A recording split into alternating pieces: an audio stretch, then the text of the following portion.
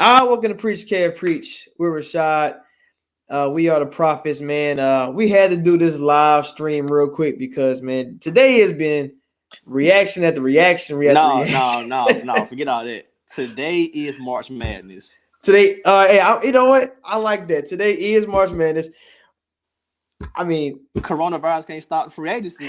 it can't. Yeah, that's the only thing it hasn't stopped so far. Forget physicals. Forget flying to go meet your new coach, GM. Forget We all don't that. need it. We don't need it because March obviously, Madness right now. yeah, obviously it doesn't matter with the NFL deals coming straight in. I mean, left and right, deals after deals. Adam Schefter and Ian Rappaport and all them guys have been Oh yeah, busy. Ed Word, Diana Rossini, everybody, Phil Yates, everybody working. Man, they all been going crazy. So first off, Hey, it's basically like the NBA. Like, ain't no real tampering period. Like, these dudes already been talked about days ago, man. They knew what they were finna do. It had to just wait for 12 noon. We can say the official. Like 12:01, people making tweets already, man. Come on. like that's the crazy part about it. How fast like all these deals was happening and oh, you can tamper now. Okay, yeah. It's I don't know why we keep it around. We know what the real deal and what the real issue is. Guys, tell your friends to get with my friends, and we can make deals. Right, exactly. So first, let's start with the franchise tags, guys who came up 11:59, the franchise tags, and then 12 o'clock tampering. So you got 59 seconds, y'all, to not know who part of that deal. So here we go. Justin Simmons from the Broncos made that official. Brandon Scherf from the Redskins a couple days ago. We had Bud Dupree today. Matt Judon from the Baltimore Ravens. Hunter Henry. Yeah, right. Hunter Henry brought back for that receiving core, and Ngakoue for the Jacksonville Jaguars. That's probably going to be a trade. They trade Calais Campbell. They're blowing it up. Jaguar, blow it up. Giants tag Leonard Williams. That was actually surprising. They want him bad. I mean, they value him, bro. Yeah. He's a versatile player. He can play DT or DN in that scheme. So yeah, that was very valuable.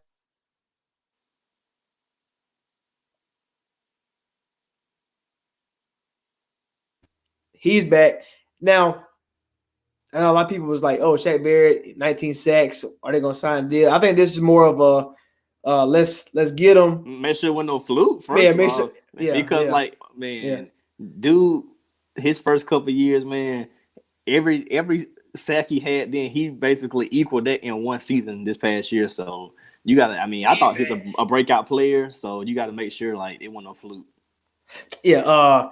They did sign JPP, so that pass rush is coming. Vita Vea in the middle. Tampa Bay Buccaneers. Let's watch out for them.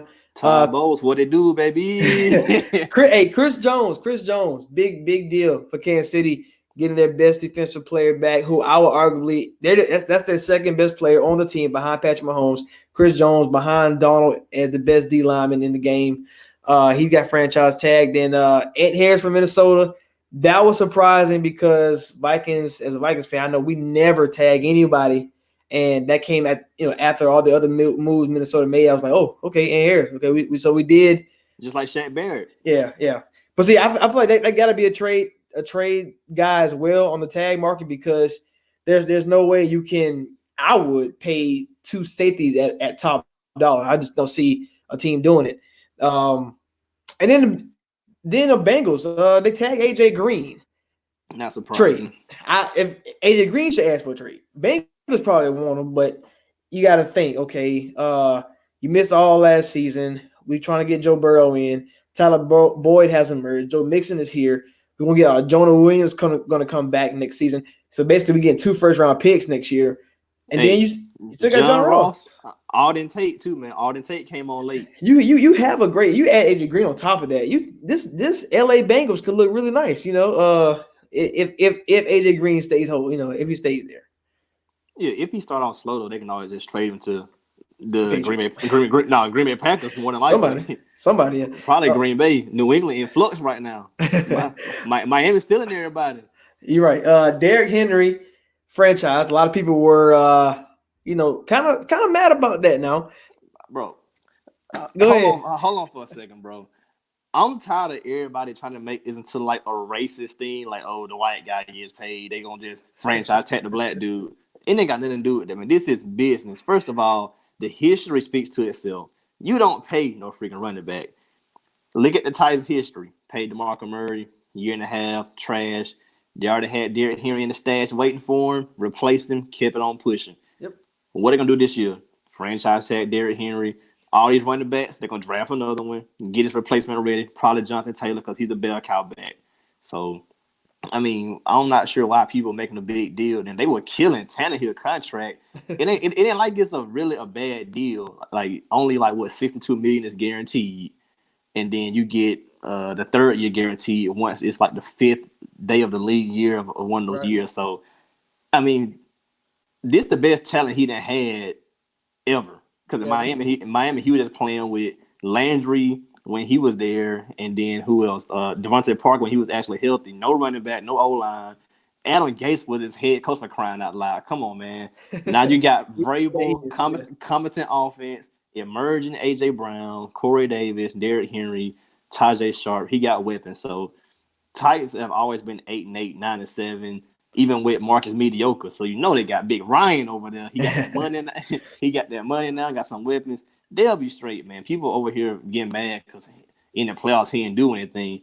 What you want him to do? They game plan was to run the ball, eat the clock up. That's what they. No, the other team can stop it. So that was the game plan. Y'all mad because the man got paid. Come on, man. He done balled out. It's probably gonna be his last contract anyway. Because by the time the deal, let's say the deal does run the whole length. He'll be 34, 35 years old. He won't get paid to be a starter again. He's not going to age like a Aaron Rodgers, Tom Brady will. So everybody calm down with they overpaid this dude, franchise tagging this dude. The market speaks for itself. Look at Melvin Gordon. Did he get paid? Nope, he a free agent. Look at Devontae Freeman. Got paid? Now he could. Rumors about Todd Gurley. Finna probably get cut. Le'Veon Bell probably finna get traded or cut himself. So I mean, why pay Derrick Henry just because he carried you for 2 seasons? For what? It don't prove anything. Crazy behind the damn people. And it really wasn't even 2 years. It was more like a good 18-game stretch where he was the best running back in the league. I will give him that. You know, Derrick Henry is not a bad player. Derrick Henry is one of the best running backs in the league. But then again, okay, you can't be Kansas City like with that kind of style. Not running the ball. Right. The ball. And then we'll get into other issues that Titans have. You know, why paying Derrick Henry long term is probably not a good reason.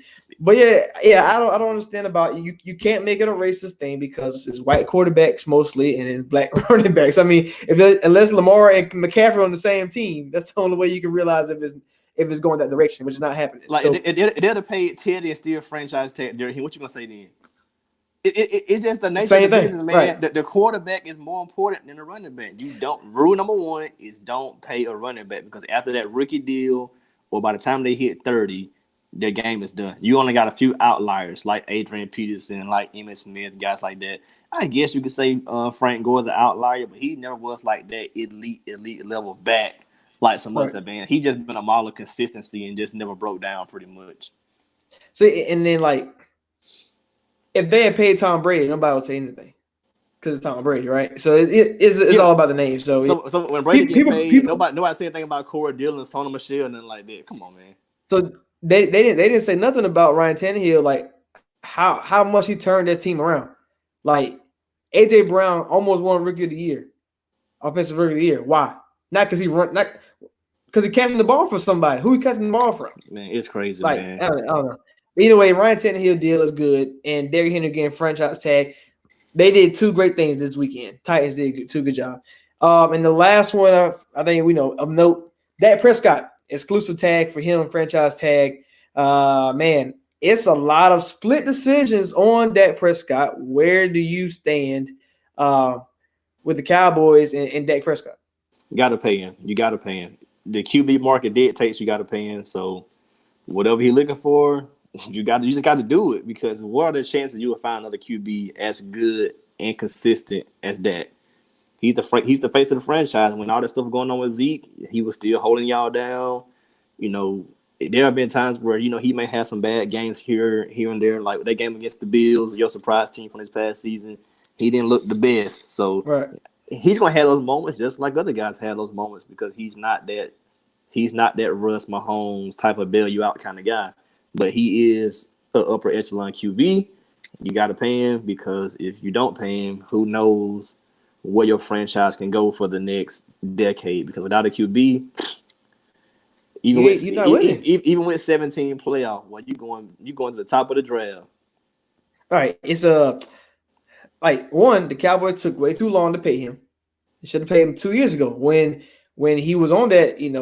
Okay, well, is this guy? They should have made that decision then. It'd be a lot cheaper, and you'd have been really just you'd be cheating right now with the cheap quarterback, quote unquote, 20-25 million. Now you wait too late. You don't let Goff get paid, Wentz get paid. You even let Tannehill get paid, and you let Kirk get an extension. All those happened before you was able to pay Dak Prescott. You better pay him before Mahomes come up, because like if Chiefs decide, hey, we're gonna go ahead and extend him now. They only got to July to do it. They got to July because it's exclusive test. So you got to July to get that paid. So if they don't get the Dak deal done by July, it's over then. Because if the Mahomes deal coming up, he gonna want what Mahomes getting, if not more guaranteed money than anybody ever got. And because Tannehill got the guarantee he got, I think in the 90 ranges, you got to give Dak that. Just based upon we added like the roster bonuses, right? All that kind of stuff. Like 90 something. So you cannot let that Mahomes deal come out because you screwed. And if I'm Dak, what I'm rushing for?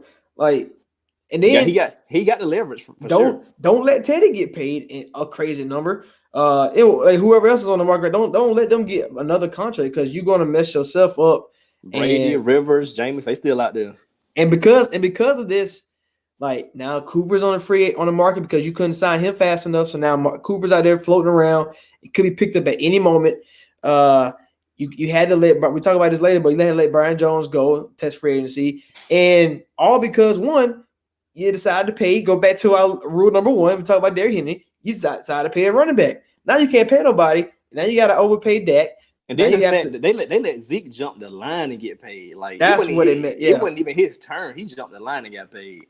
So yeah, and that's what happens when you draft a running back top 5, top 10. If you feel like you have to pay him again, and because it's a lost value if you don't, right? Because if you have a tackle in the first round in the top 10, you want him to be a franchise tackle for 10 to 15 years. Quarterbacks the same way, receivers, corners, everybody else. Running backs, though, it is a long list. Like you said, there's only a few outliers that happens. Very few. Very few. And Cowboys messed up with Dak Prescott. I hope they get it right because no matter where you stand at or how good you think Dak is, what is he above average or not, blah, blah.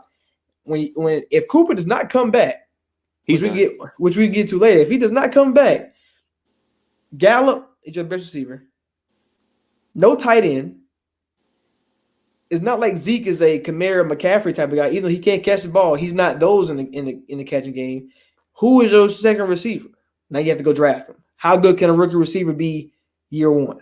Like it's just a lot of questions now. And now unless your name Randy Moss from the Vikings, Julio Jones with the Falcons. AJ Green with the Bengals, you're not getting an elite rookie wide receiver. You're gonna get solid production, but not elite. Or I'll throw Calvin Johnson in too, but you only got like a short list of guys who are productive receivers as rookies. Year one. And then you talk about you got the 17th pick in the draft, who you're behind the Jets who need a receiver, you're behind the Raiders who need a receiver, you're behind the 49ers who we talk about later, jumped in front of you. Now they need a receiver. So it's a lot of people who need receivers in front of you. So it's not like you're gonna get Judy or Ruggs or CeeDee Lamb in place. So Cowboys, I hate to be sitting in that office right now. But let's get it's their own fault, man. Like it's just bad money management. That's all a salary cap is, budgeting your money. Like granted, we will be racist now. Granted, only the black sports have salary caps, but it's still money management. It's funny. Hey, but you know what's funny though? Is like I think what it is like why they've been so bad. Now hear me out on this one. The reason why Cowboys can't pay everybody is you have to give your nod out to the front office. They have hit on draft picks. Like they hit on every single person. Like Van Der Esch, Jalen Smith, DeMarcus Lawrence, all the linemen, Tyron, Frederick, Zach Martin. You hit on Zeke, you hit on Dak, you hit on Gallup, you traded for Cooper. Like you hit on every single person. Hit on Byron Jones. Hey, they better hope Gallup take a leap though, for real, man. Because he showed flashes. They better hope Gallup take a leap because Cooper has been inconsistent. he don't really deserve the elite wide receiver money, but it ain't about what you deserve. It's about the leverage you have to negotiate what you can get. So if we're talking about guys that's on the market, Cooper, right? So the reason why I think that Cowboys is his best option, even though it doesn't look like he's gonna go back, is because with his inconsistencies, it can be hidden. They can hide with running the ball. Yeah, you can run the ball. You got Dak, you got Gallup on the other side of you. You got a good defense. You can hide it. It wasn't a big issue. If you go look at what he done in Oakland, look at what he's done now in Dallas. He's always been up and down, but on the Raiders it was worse because they had nobody else. It was just him. If he's sorry, they had Crabtree for a little while, but once that kind of dissipated, died down. Yeah, if Cooper if they rely on him too much, and Cowboys you don't have to because you got other pieces. Yeah, like he'll be good now because they could have had Cooper and like Darren Waller, so they've been straight, right. and Jacobs. But when it's just you, or you can even though you're not that, you're getting double teamed, and you got to be able to beat that cover sometime, man, to have some good games, and he'll have a 3 for 40, or he'll have a 7 for 129. Right, exactly. And it costs you wins or not. So even if he had a bad game in Dallas could still win because Zeke might have 140 rushing yards. Gallup might have 10 catches, 100 yards. So it's different things like that. Going to another team, he has to be very, very specific of where he goes. Like I've heard Colts. Okay, so he's going to leave Dak and go to Jacoby. I mean, maybe Phillip Rivers get there, but what, for 1 year? Like, no more than 2. Right, no more than 2. And to me, Keenan Allen and Cooper are very different guys. Cooper's a good route runner. I just feel like Keenan Allen, I don't know. I just feel like the offense was more for him as far as him and Rivers had that connection. And can him and Cooper get that connection so fast in 1 to 2 years? That's kind of obviously you got to go through your offseason OTAs and all that stuff. But I don't know. I haven't heard any other places. I don't know. People say Eagles, but I don't think he would do that. I mean, that's not a bad spot with Carson Wentz, but he's too overpriced for Texans. He's too overpriced for a lot of different teams. So I don't know what he's gonna go. I guess Colts is the best one. Maybe Miami might steal somebody else. Who knows? Man, I got to dive on that Colts for a second. So basically, Cooper and Ty, 2 inconsistent guys together. I don't like it. I don't care who the QB is. I don't like it. You got Ty who can be a game breaker from time to time, but also can be on IR from time to time. Cooper, right? Inconsistent. He gonna be there. He don't know if he gonna show up. So I don't like that. If he go to Philly, that'll be cool. But you still him and Alshon, him and then Ertz at some point. Yeah, then Ertz. So that'll be better than the Colts in my opinion because you got Wentz, who I think is dynamic, and you got Peterson. Depending upon what side of the fence you fall on, he's a pretty decent or below average coach. So Eagles could be okay, but I doubt, like you said, I doubt he does that. And Miami, Fitzmagic might get it right for a couple of games. I'm trying to tell you. I'm about to be all in on Miami, man. So it could be interesting, but I think his best spot would probably be either with a team like New England because Brady throws those little quick short routes and he can kind of master that because, like you said, he's a good route runner. So something like that, or stay in Dallas. You got to either be with Brady or Dak. That's it. Yeah, I'm with you on that one. To start, the free agency moves off though outside of the tax. Austin Hooper goes to the Cleveland Browns. He makes $11 million a year on average. Now, at first, I know a lot of people think, oh, you already got OBJ, Landry, Chubb, Baker. You already got Njoku as tight end. Why do you need Austin Hooper? So, knowing me, I'm a Vikings fan. I know about Kevin Stefanski. We don't run tight ends. We don't run 3 receivers. We don't do that. If we run 3 receivers, we are desperate. Like it's all about the 2 tight end sets, being versatile. Yep. Having those guys who can go out there and catch the pass. So you got Jarvis Landry, OBJ. They'll be your Diggs and your Thielen. You got Chubb to be your Cook, and now you have your Kyle Rudolph and your Irv Smith and Rudolph and Irv Smith with Hooper and Njoku. Then on top of that, then they went out and got Conklin. So now you got your right tackle who can protect Baker Mayfield. You got to have a star on the offensive line, and they got one in Conklin. He's getting paid top dollar. So Browns went out hunting, and then they signed Case Keenum as a backup. And I thought that was amazing. I think they went 3 for 3 today. And everybody deemed them Super Bowl champions last year. Obviously, we can't do it this year, but with a better head coach, a coach who knows what he's doing, a smart guy, and he got his scheme that he want already in place before they even play a game. I can already tell how they're going to be. I mean, the offense, man, this they can be a top 5 offense. I don't think that's far fetched. I think Baker can get back to what we all thought he could be. I'm gonna do it again already, man. I'm going all in on the Browns again, man. Just because I did it last year, it didn't go right, but I'm doing it again this year. They got, like you said, they got the coach, the system, the players, and to me, the most underrated thing, like you mentioned, getting Case Keenum, because he's a guy, he's a veteran, he's been around, and he had his best year with Stefanski. He can teach Baker the terminology and put Baker in positions to be successful, or at least help him understand situations to be successful. So I think the Case Keenum signing probably was the best thing, because what if Baker gets hurt? Keenum can step in and still win games. Yeah. And still win games. So I think that's probably the most underrated signing of all what they did. But of course, the Hooper thing is going to be the headline, and their weakness all season was the line. So getting the Conklin is a big thing. But I think the Keenum move is the best thing for especially for Baker's development. Yeah, I think all three moves played a part together, because if we're playing a lot of two tight end sets, okay, offensive line may struggle, which the Browns have a bad offensive line.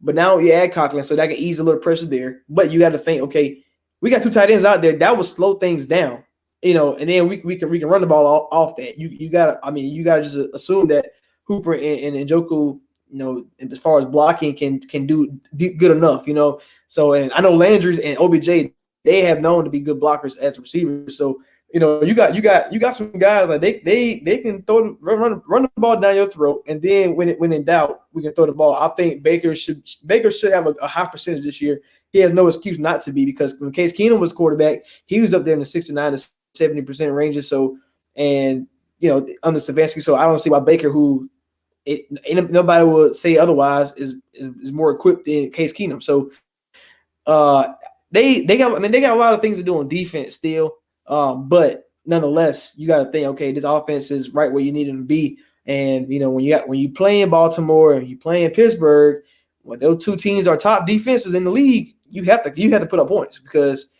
that's the best bet to beat those teams. And this might go under the radar too, man. They put a second round tender on Kareem Hunt. So even though Chubb gets banged up, they still got Hunt. And also, you can always somebody wants to get Hunt, second round pick. So, I think that's a sneaky move too. But they have the elements of defense in place with Myles Garrett, Ward. So they have elements in place. You just got to go out now and get you some cheap vets who just trying to win and want to come to Cleveland. And you might set yourself up pretty good. Like, that's the biggest part. They want to come there, man. You got to find guys to come. All right, so moving along. The city and ugly uniforms. Elon. A trade and deal. Colts, 49ers. I thought this was great on both GM's part. 49ers get to move up in the draft, not only keep their first round, which is 31, move up to get the pick 13. They was not going to resign Buckner. There was no way they can afford all these guys. 21 million. Yeah, 20. Oh, that's way too much. First of all, you already paid D for it. Bosa is getting a top, it's rookie deal, but it's still the second pick in the draft. He's making a good amount. You re-signed Solomon Thomas not too long ago, and you still Eric Armstead, who Quan Alexander was a big move. You got to pay Fred Warner at some point. Like you just got too many guys, and you paid. And then I think Sherman deal. I think Sherman deal coming up too. Yeah, because Sherman didn't sign long, and you got all these running backs who got all the money. McKinnon, who ain't played yet. Coleman got a good deal. Jimmy G, quarterback wise, is up there. So you got to let people go. But by doing so, this was a great move though. Buckner is one of the best defensive linemen in the game. He 6'7". Like, this is a big, gigantic, enormous man.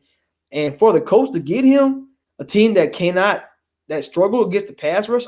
Imagine if the Colts can fix that D line, and you still got one of the best linebackers in the game, and Darius Leonard behind him. You know how easy it is for a linebacker to not have to worry about getting through stuff when you can't double. You can't double it, and Buckner is going to demand the double team. You have to double team for DeForest Buckner. You have to. So I think both parts did a great job. I know a lot of people wanted Colts were going to get they've been projected to get Javon Kinlaw out of South Carolina, defensive lineman. Well, what if I can go get me a stud, a proven guy, proven guy at this with that same pick? So you cannot get mad at the Colts for that. I think that was just beautiful doing that. And the 49ers side, I mean, they have a lot of needs because they can't pay nobody. So do they get a receiver in the first round? Probably now. Now we got 13th. Take care of your first need. And back in the deep receiver draft, you can get you one in the first round.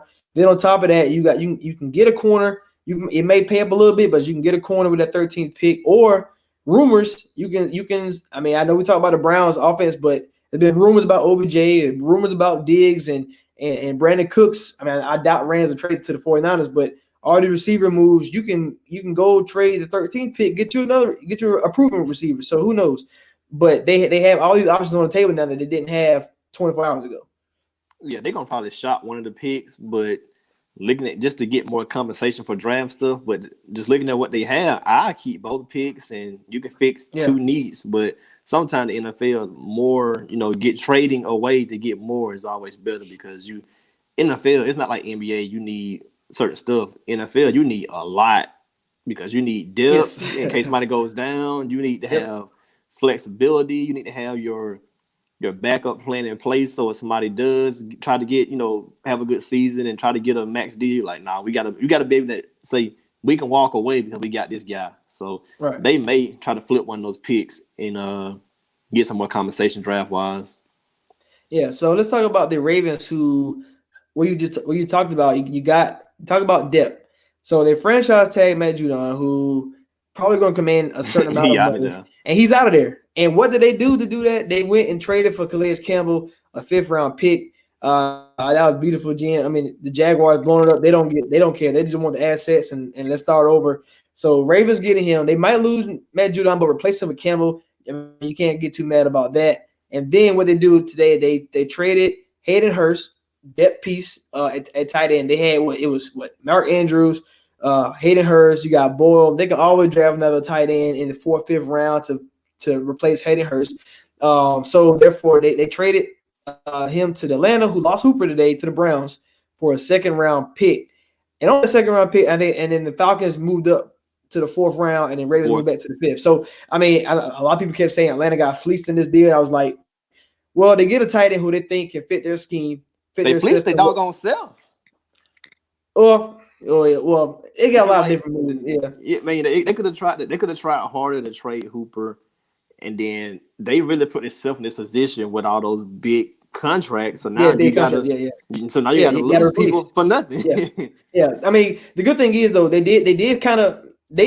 fleeced the Patriots to get the 2nd-round pick. I don't know how Bill Belichick let that happen to get Sanu for a second, but they were desperate at the time, so you can't get mad at it. Man. Right. So if Atlanta trade that 2nd-round pick, which is basically toward the end of the 2nd round, Ravens can come up and get whatever they need to get there. They can replace Judon. They can get a receiver in the deep draft class. So they got a lot of different options for them. But it's like, all right, so I don't think Atlanta got fleeced from this trade, but because of everything else happened, I can see what you mean by that. But you moved up in the 4th round, which can be very valuable. So now you got, I assume they got 2 4s. I'm just going to assume that. But you lose a 2nd, but you got your 2nd, so it's fine.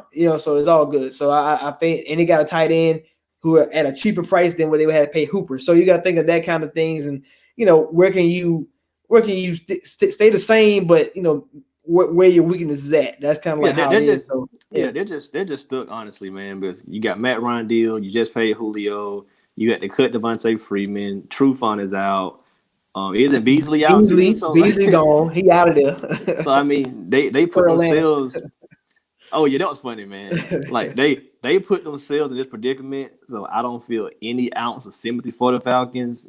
You got to start drafting better, draft better, and like we said about the Cowboys, budget your money better, man. You can't just pay everybody. They only paid one side of the ball like that. They didn't even try to pay defense. Well, they tried to draft the defense. Kennard O'Neal, Deion Jones, Vic Beasley, Buda Baker. Everybody on defense is I mean, they tried to draft the defense. Robert offered all the guys. They tried to draft defense, but everybody ended up leaving or getting hurt. So I mean, you didn't keep anybody. Right. Ravens also made some more moves. They got picked up. Brockers. He came from what? Brockers came from Rams. Rams, right? Yeah. So that was a good move by them as well. Quick segue. Rams logo is ugly as hell, boy. It's like the Chargers and the Rams put together. I don't know. They might well combine teams because the Rams ain't got no money to sign anybody. Hey, that's another good segue. The Rams. So they just witnessed some historical things with the Miami Dolphins. So Miami Dolphins. Oh man. The Miami Dolphins. First of all, not only did they do it, the Giants started off first by getting James Bradberry for what $15 million. He left. He was in Carolina when Dave Gettleman was there, the GM. He goes to the Giants. Bradberry follows. Now he's free agent. He getting paid $15 million a year. Panthers to me are in a rebuild. I think the Panthers are rebuilding, so you cannot go out here and spend these big contracts. So letting Bradberry go, that's just how it go. But you got to think, okay, so now Byron Jones, we talk about Dallas, they can't sign everybody because they keep hitting no picks. He goes to Miami for $17 million. For $17 million, he goes there, partner up with Xavier Howard, who at the time when he signed his deal, he was the highest paid. Highest paid corner. So now you got two guys at there when Xavier Howard got to get all his little issues off the field straightened up. But those two on the field, not to mention, people don't forget who on the team. Aqib Talib is over there. Like Aqib Talib is over there in Miami. He got traded for like a 6 or something when the Broncos did that deal. He's over here. He a free agent technically. They would bring him back. He played in his Patriot system already. So I just feel like you Talib for the right price. Talib probably see this and be like, you know what? This might be something. This might be something. And I know I'm kind of good. I'm drooling over the Miami team, bro, because not only that they picked up Kyle Van Noy, but it's like all this Rams scene is like, oh man, Byron Jones $17 million. That means Ramsey at least worth 19 to 20. And now they probably second guessing that trade. I don't know, man, because they broke. They can't get it. They questioned about they can't trade Gurley. Who gonna take Gurley? Tell me this. Who gonna trade for Gurley? What team? The rumors are either trade for Todd Gurley or you cut him. What kind of proposition is that? when I can get him for basically free if you cut him. If I can wait long enough, he's gonna be cut. I'm gonna wait. And what team in their right mind gonna trade for that contract? Bro, I don't want you to nobody to say. Rule number 1 is don't pay running backs. But rule number 2, if you do pay said running back, you don't cut him. You burn them knees and that back up. you run him into the ground so he has no more value at all. Like you paid him now. Yeah. I will put you on the training table every week till you get back on the field. You got $20 million in dead cap money plus another 3 more years? Oh no, we finna hand you the ball every. We hand you the ball every time. So you had what's the name? Kyle Van Noy, 4 years, 51 deal to go to Miami. It's all about the connections, bro. Like Brian Flores is working down there. He already got Aqib Talib if he can bring him back. You got Kyle Van Noy, man. He making his way in New England. He bringing it all down to Miami, which is a better place to live anyway.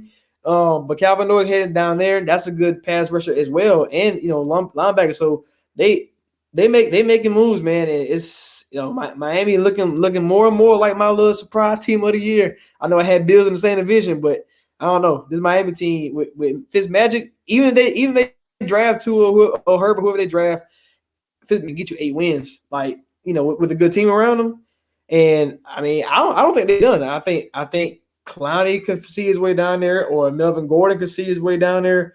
You got a lot of different guys who looking at Miami like, hold on now, this could be a good move. Yeah, they got Eric Flowers, the Byron Jones deal. They already paid some other guys like Devontae Parker, Fitzmagic on 1 year. Devontae Parker was on a cheap deal too. As a receiver, that's a cheap deal.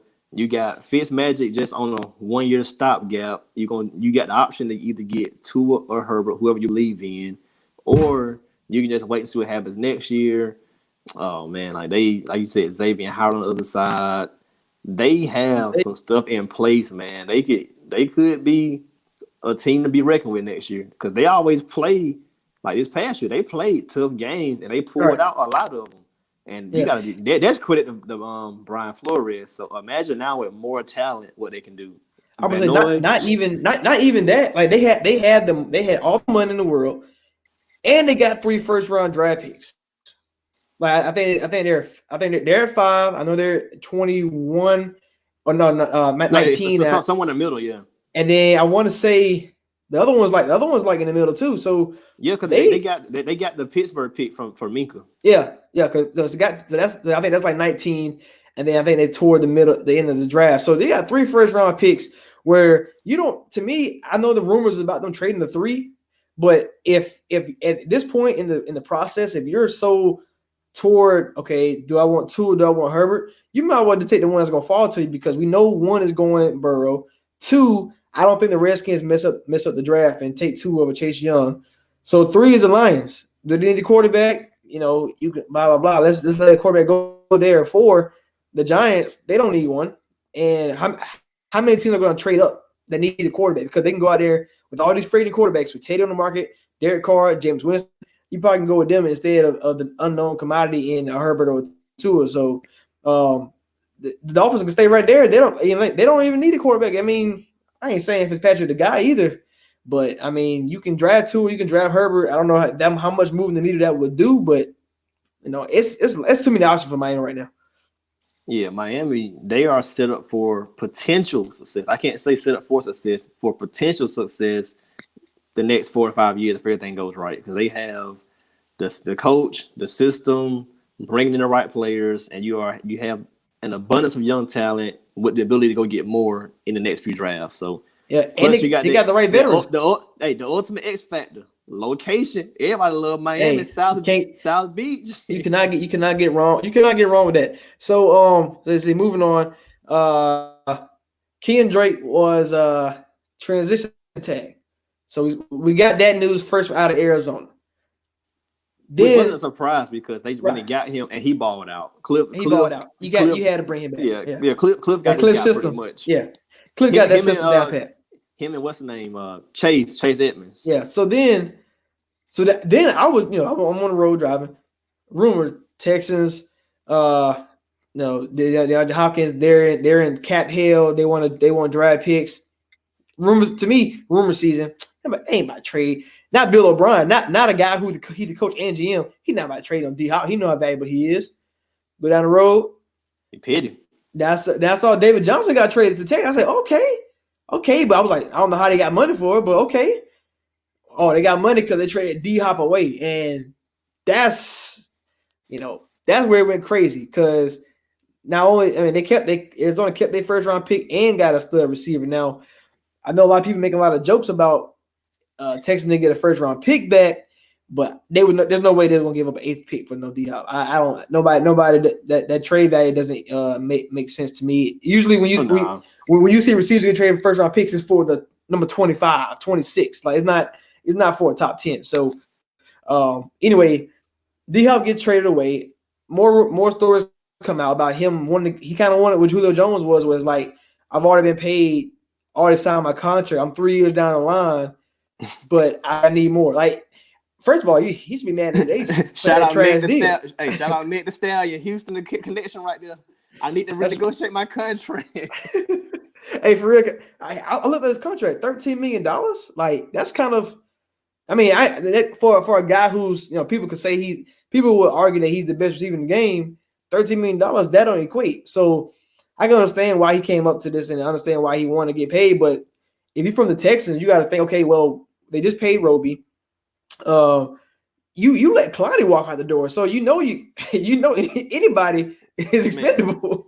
Like, if you trade Clowney for almost peanuts, you flip that to go get Tunsil. I mean, D Hop knew he didn't have any leverage, man. And then you got the guy. All right, Bill O'Brien. I know everybody gets on him for his coaching errors and stuff like that. Now since McNair passed away, he's doing GM and coach. I don't care if it's what level it's NBA or NFL. That never works out. Like we saw how the Clippers were with Doc Rivers. He paid his own son. Stan Van Gundy in Detroit. That didn't work out. Thibodeau at one point had, I think, with the Wolves. So having that dual role, man, it just doesn't work out. It's too hard, especially in football. But because you can't separate the business from the personal. So like there's some rumors floating around that him and D Hop, weren't on the best of terms and stuff like that. So now you're thinking like from a coach point of view, he's taking that personal side. to the business side and trading this guy, this is a top 5 stud in the game, man. You taking away Deshaun Watson, best weapon. You don't know how healthy Fuller's gonna be. You don't know what QT's gonna turn into. The Dolphins basically gave you Steals as a throw-in to get rid of him. And, you got a running back, but DJ's been banged up and he's pretty much overpaid, which back to rule number 1 again, you don't pay the running back. Right. So I don't know what the test is gonna be this year. I mean, O'Brien as a coach, he already been 9-7, so I guess this year he'll be 9-8. Right. Well, okay. So, but I mean, I don't see, to tell you the truth though. Like, I know, like, to be honest, he really, outside of the Clowney deal, he everything he's done, getting hot, flipping the Clowney trade to get Tunsil, to get Kenny Stills, like everything he's been doing, he got since he brought Conley over, and he got cut, and Hargraves, they played solid. I mean, they played better than what they were playing at other locations. So like he's been fixing his team, and he doing the best he can, pretty much. Right, doing the best he can. And I mean, like I say, it's too hard to do both sides. But it's like, okay, you trade D-Hop for DJ. Okay, DJ making what? I mean, he's making a good amount for a running back. But the Carlos Hyde trade, that was pure genius. And Carlos Hyde had a great season. So you bring in DJ who's more versatile than Carlos Hyde, because think about it. If Hyde on the field, what are they gonna do? Run the ball. You running the ball. If Duke Johnson on the field, what are they gonna do? It's obvious pass. So now you got right. a dual threat. Right. So that really helped Watson too with some quick dump offs, because sometimes he hold the ball way too long. That's why he keep getting knocked down and getting hurt. And Bill O'Brien offensive that we know, you can have 2 running backs out there. You can have Duke Johnson and David Johnson. You know what's gonna happen, because what Johnson gonna get the ball? Don't know. And I'm not saying you can bank on this, because we never seen it happen, but I mean, imagine, they got money to go sign a solid receiver for $6-7 million. They can go draft a receiver in the 2nd round and fix their receiving core just like that. But it's like, okay, if Will Fuller can ever stay healthy, like ever, 16 games, he's gonna get 1,200 yards easy. He's gonna get about 10 touchdowns, because this guy, when he's on the field, you can't stop him. Now that's what D-Hop going across the middle. But then again, Will Fuller is one of the fastest guys in the league at receiver position, so it's not like that. And you got Kenny Stills, another burner, and both of them have hamstring issues because they run so fast.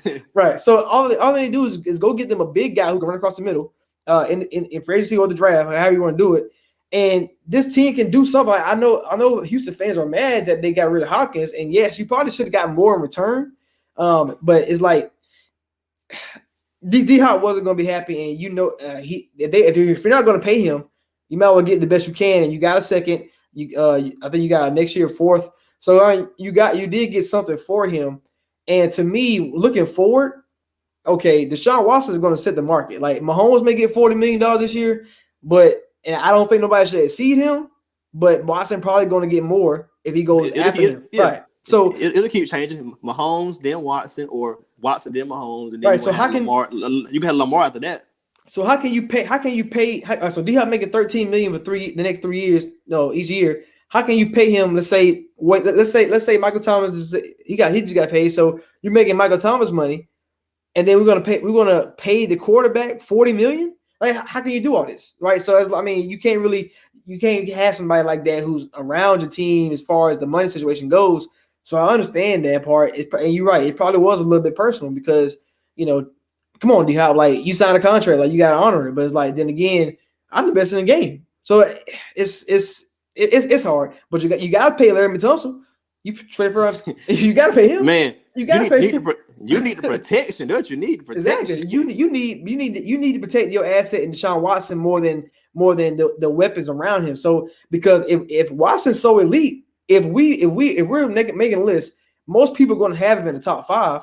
So he need to act like a top 5 quarterback and win the game, no matter who you got. Russell Wilson, yes, he got Lockett and Metcalf. How many receivers are you naming before you get to those 2? A lot. like I'm naming at least 20. But even with, like, Doug Baldwin went down, and Doug Baldwin was never really, he was good, but not elite, upper echelon elite. Yeah, exactly. David Moore, like, he's made it work with some guys. He turned Disley into a top 5 tight end for a couple weeks. Exactly. So if you that guy, Mahomes, he about to get DeMarcus Robinson paid this year. Like, if you that guy, like, we should be fine with that DeAndre Hopkins. That's basically my line on it. Like we should be fine. But from the Cardinals' perspective, this is crazy, man. Kyler Murray on a rookie deal. Cliff is building the team he wants. He got D-Hop. You got the vet in Larry. You got Christian Kirk. Man, you got the 2 running backs. They got to just start getting that O-line right. Hey, they can be something. But this trade stops any receiver going. Like, I mean, we've been mock draft. You see the Lamb going there, Judy going there, getting a receiver in the second round. You don't need a receiver at all. Like, I mean, you need one, but not top 3, top 4. Man, you need all O-line and defense. O-line, round 1, O-line round 2, then 3 you can work in your defense. I mean, wherever you can get them at, take O-line every time. Take them because you don't need them. You protect Kyler Murray, and you got D-Hop on the wing, and Christian Kirk, who's been emerging every single year. You drafted 3 receivers last year, so they have to develop. Like you can't just throw them away after one season. So Cardinals, man, as another team that's on the list that's trying to get into my surprise team of the year. Like I like what they did. Bro, 17 playoff favors the NFC West, man, because 49ers not going anywhere. Cardinals making moves. It's Russell for now. Hey, Russell buzz with Seattle, and Rams. They had a decent year, but with all they cap trouble, they may just fall to 9-8. Man, it don't sound good saying that, man. 9-8. I like 9-7, but I like 8-8, man. CBA messed me up, man. Other news. The Dolphins also got Eric Flowers, who Eric Flowers is one of the worst left tackles in the game. But as a guard, that man can play some football. So he had a great season last year. Nobody know about it because he wasn't getting laughed at like he was in New York and Jacksonville. But put him at guard, he found his calling. So he got paid. He got paid 3 years for $30 million, 20 of it really guaranteed. So hey, Miami Dolphins now they got protection in the middle. I mean, they lost Tunsil, but they got the guard play. They get their offensive line right. Any quarterback can step in and do some wonders there. Also, a note for the quarterbacks who are still hanging around. So no quarterback signed except the Tannehill one. There's been rumors about Teddy Bridgewater going to Chicago. Also about getting Dalton, Foles, or Derek Carr. Now, I want to ask you this: if the goal is to compete for with Mitch Trubisky, do you think it's crazy that they want to sign Teddy Bridgewater? Because to me, you get Teddy Bridgewater, he's a starter, and there's no ifs, ands, and buts about it. But you get Andy Dalton, you get a Derek Carr, you get a Nick Foles. Okay, these guys could be potential backups because of what they're showing. Derek Carr's pretty young still, but Foles and Dalton could be backup quarterbacks and probably could be fine with that if they lose the job. But I don't think Teddy will lose. I don't think Teddy will lose the job in camp. Neither would Dalton. Probably Nick Foles probably won't lose it either. That's why he beat Minshew out in Jacksonville. So, what do you think the Bears are trying to do? And do you think Teddy goes there, or do you think do you think they come up with something different? Well, they are trying to find somebody to push Trubisky, but not push him out the door, like not just automatically, because he's shown flashes, and that GM and coaching staff, they don't want to admit that they whiffed on the pick. That's pretty much what it is. I mean, Mahomes, Watson, there, yeah, and you took Trubisky, so you basically whiffed on the pick. So now you got to see how we can fix this. How can we make him grow, become better? To me, the Teddy rumors, that's just smoke and mirrors. There's no way he's gonna go there to be a backup. If he's gonna do that, he would just stay in New Orleans. Right, exactly. And from what I'm hearing, Jags are being stubborn about trading Nick Foles. I don't know why. I guess anybody else? But I guess they still believe in Foles. I mean, they signed him for a reason. So from what I'm hearing, Jags are being stubborn about trading Foles. So I don't think Foles is the guy. I'm a fan of Derek Carr. I think he's one of the 10 best as of today. Before guys grow next season, as of today, I think Derek Carr is one of the 10 best QBs under 30. But of course, he can be supplanted of guys like Daniel Jones, Baker, and Kyler. Well, emerges, right? Well, I already have Kyler in front of him, but if guys like Baker and Daniel Jones take another leap, so I think ultimately they end up with Andy Dalton, and I think it could. I think they're hoping for the same thing that happened with Tennessee. He comes in, Bears maybe 3-3, 2-4. Dalton can step in and maybe rescue their season. And I think that's the most ideal option because I don't think his deal is fully guaranteed, so it won't really cost you a whole lot of money either. I was looking up the 2017 draft, and I just want to see how bad the drafting Mitch was. Like, okay, so we know it's bad because it's bad because of Mahomes and Watson. No, it's not even that bad. It's bad because they traded up to get him. Right. Well, if he with one spot, I think first of all, that's funny that they had to go at one spot to make sure to get Mitch over, Mahomes and Watson. Man. But as you look at the rest of the draft, if you look at the rest of the draft quarterbacks, what are the odds that you get the wrong one? Because the rest of the draft, trash. Like, this is Joshua Dobbs and Nathan Peterman, Brad Kaya, who other quarterback out here? Like these quarterbacks, like Chad Kelly, like at least they got the third best one, if that means anything. But I mean, most drafts with QBs though, you're only gonna get 2 out of them. Like you only have, yeah. Everybody else is only gonna be either a stopgap QB, 2-3 years, maybe get a shot, and then go to a backup perennially, or they're out the league. Like Blake Bortles, he had a shot for a few years. Then he's been a backup ever since. He's a free agent now, so you only get so many shots at it. I think it would be easier to stomach if like Watson and Mahomes, like if Mahomes was the best quarterback in the league and Watson was like 15th, then you probably can stomach it. Okay, well, we missed on Mahomes. Everybody missed on Mahomes, but at least Watson wasn't MJ that Dabo said. But you can't really say that. I mean, I ain't say he MJ, but he's up. He up there as far as the quarterback. So I think it'd be easier to stomach if that was the case. Other news, your homeboy. I mean, not your homeboy, but Mariota. Oh, mediocre. The deal close to becoming the Oakland Raiders quarterback.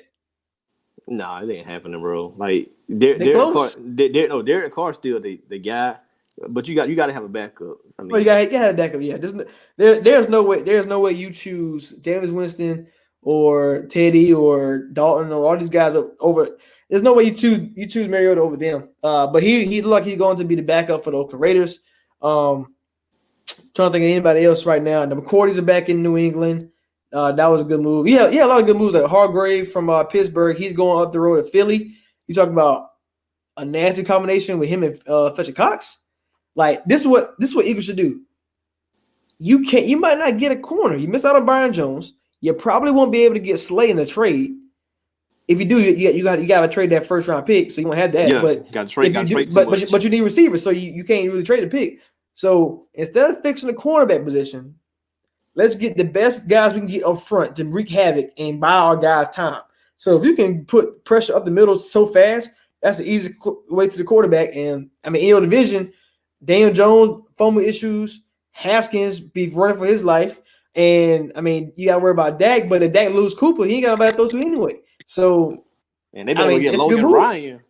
I mean, they might get Xavier Rhodes, man. He can press. Just don't ask him to guard him by 1-on-1. They better go stop a gap in some kind of way, man. Because Philly, they need a secondary back. They need some receivers too. Aguilar's not coming back. Alshon, who knows what'll happen with that? You only got Ertz, so they better go try to get Robbie or trade for Brandon Cooks. Yeah, Brandon Cooks be traded. If Brandon Cooks goes to the Eagles, like this guy has the best luck in the world to play with all these great, like either quarterbacks or great offensive coordinators. He would go from Breeze and Payton to Belichick, McDaniels and Brady, and he got McVay and Goff had an MVP season. Now he might get wins. Like, come on, bro, like this, like come on, you got to get me. If they don't get Cooks, they got to get Robbie Anderson. Yeah, it's been a lot of rumors about that as well. And this is only day one. Like that's the sad thing about it, man. The 2020 March Madness, the real March Madness right now. No more college basketball, no more basketball at all. Like NBA wise to probably June. So yeah. I'm just trying to look around the league real quick. I mean, Ian Rappaport, I know him and what's name, they've been busy all day. Man, just the deals. Did we talk about the Giant? Oh, Clowney. So do you think Clowney gonna make his decision anytime soon, or you think he's gonna give it a couple days? It depends upon how big the sweepstakes gets, because I think Seattle wants him, but if the price gets too high, Seattle gonna back out. Yeah, he said he wanted at least bucking the range, and Seattle ain't paying that. Seattle ain't paying $20 million. No, there's gonna have to be Giants or Miami? Dolphins, maybe. Come on, Miami. Come on, yeah, Dolphins. Yeah, if the price get too high, he won't stay in Seattle. I'm with it. Other moves like offensive lineman, Lions picked up the backup from the Eagles, so $50 million. I don't know about that. Glasgow went to the Broncos. Offensive line help, so they got their help there.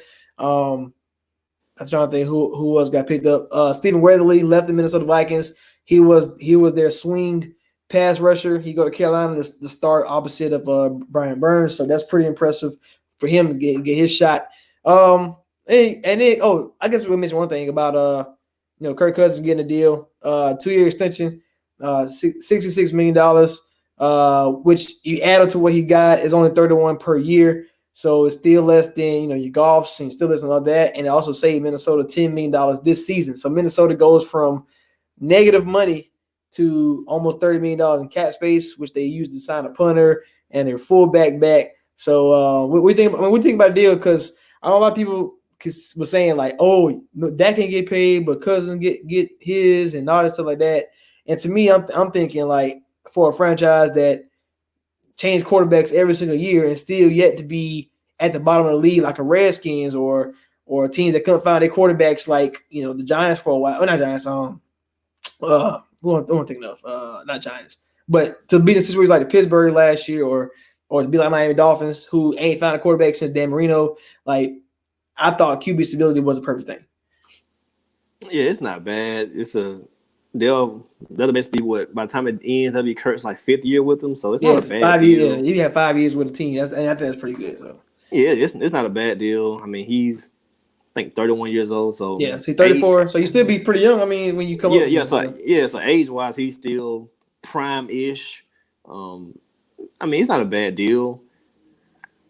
They need a solid QB, and that's what he is. I mean, because if a lot of teams throw their money away at just mediocre quarterbacks, if you say Tannehill's mediocre, for example, I'm just saying that if you say, oh, they get him or Carr or Winston, those guys, at least Cousins, everybody will agree. Most people agree that he's at least better than that. So anyway, I think it's a good deal. It's, at least for this year, it gives a team in Minnesota $10 more million. Like, it gives the team more room to sign people back. So see, the thing about QB, man, you ain't got Mahomes.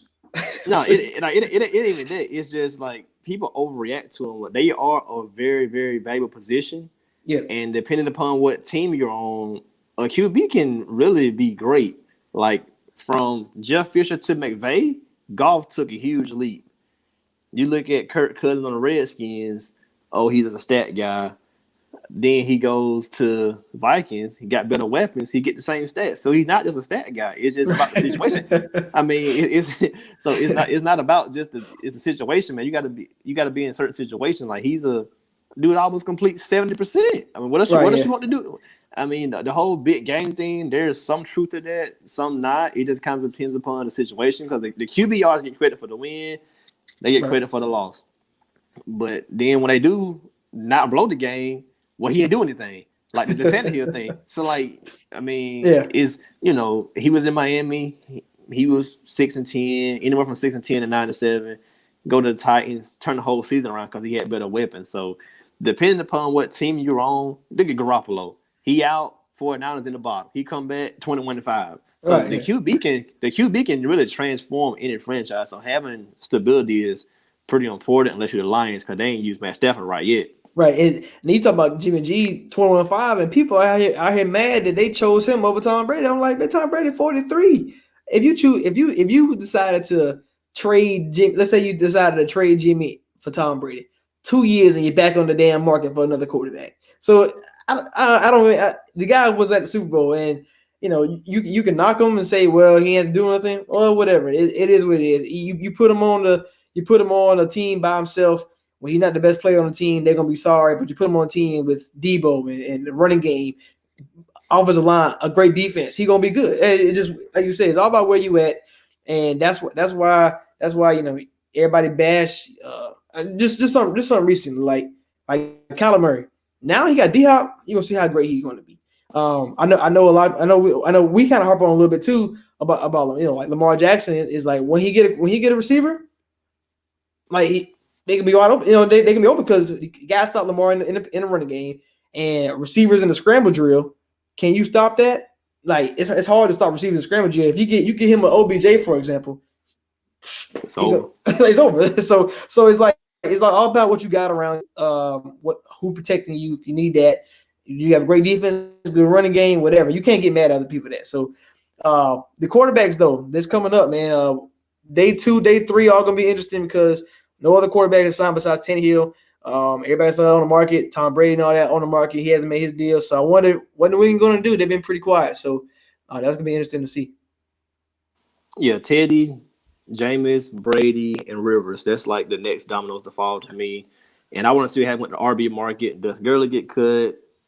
Freeman's out there. Gordon's out there. Gordon. Man, yeah, so I want to see what happens with that. Like the receiver market, I don't really care because they're going to be based on situation based. Like, if Aaron Rodgers gets somebody good, they're going to be elite because of Aaron Rodgers. If somebody go to the Eagles, Carson Wentz there, so you're going to be good. So, to me, the receiver market is situation based. Like, you just go take the money and go somewhere. I'm not really a fan of that, but I'm all for guys getting paid. Yeah, I thought somebody was like, "Man, Cooper, go do this." I'm like, to do what? Like, if he only want money, that's not good. But yeah, so. The receiver, I feel like the receiver market is probably going to be through trades for me. Like, because you can go get Sanders and Robbie Anderson. I don't know how much that really changes you. But I mean, you can go get you a Brandon Cooks, go get you a apparently Diggs on the trading block. OBJ been rumored, so I mean, you can go get your receiver. So teams who need a receiver, who need that number one, I mean, you got options, plenty of options. Shout out Party Next Door for options. All right, drop that album, Party. Come on, man. I thought he was dropping that this weekend, man. He messed me up, man. We need that Party. We bored out here. Facts. All right, that's Preach Cam, Preach with Rashad, man. We'll be back Thursday, live on 12 Ounce Sports Radio. So make sure y'all get tuned in that. We out.